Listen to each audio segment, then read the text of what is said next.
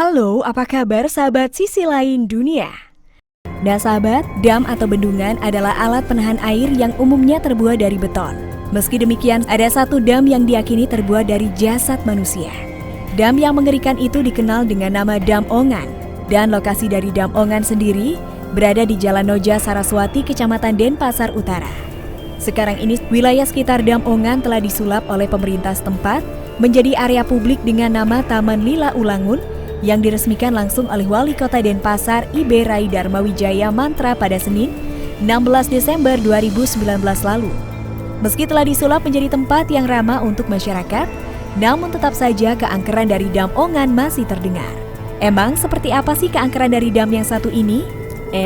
Tapi sebelum kita bahas lebih lanjut, bagi sahabat yang belum subscribe, jangan lupa untuk tekan tombolnya yang ada di bawah ya. Terus juga nyalakan loncengnya, biar sahabat semua tidak ketinggalan informasi menarik lainnya dari sisi lain dunia.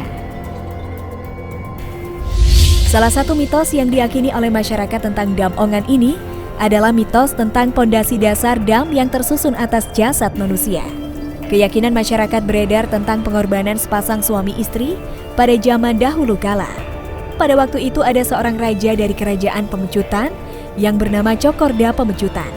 Sang raja memiliki seorang patih yang amat setia bernama Ki Sawunggaling. Suatu waktu persawahan di wilayah kerajaan Kesiman mengalami kekeringan sehingga membuat rakyat harus mengungsi ke kerajaan Badung. Untuk mengatasi hal tersebut, dibuatlah saluran irigasi dengan cara membendung aliran air sungai. Meski demikian, entah kenapa wilayah persawahan Kesiman tetap saja dilanda kekeringan.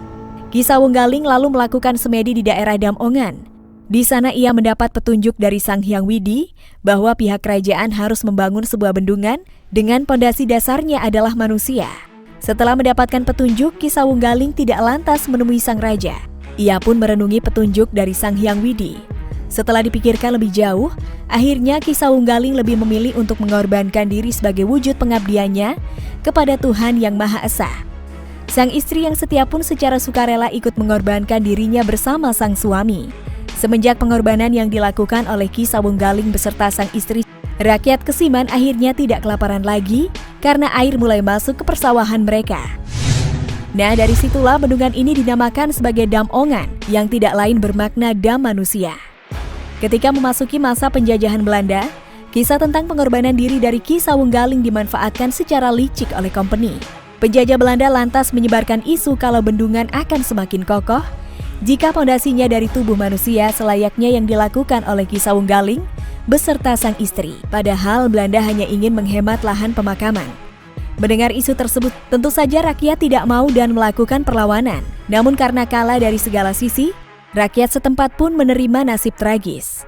Company akhirnya membantai rakyat dan menggunakan tubuh mereka sebagai pondasi dasar bendungan.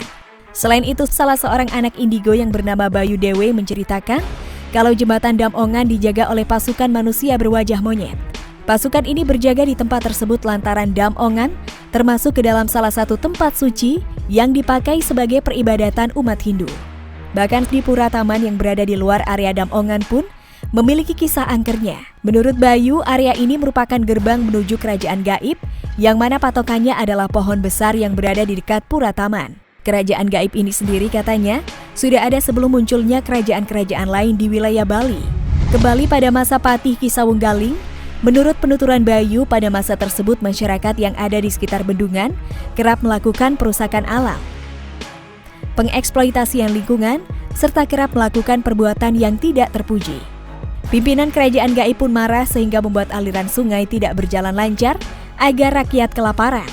Oleh sebab itu, maka muncullah petunjuk untuk mengorbankan diri sebagai bayaran atas perbuatan yang dilakukan oleh masyarakat sekitar kala itu. Nah sahabat, itu dia kisah dan sejarah tentang Dam Ongan yang ada di Bali. Nah, bagaimana kalau menurut pendapat kalian sahabat? Jangan lupa untuk berkomentar di bawah ini ya.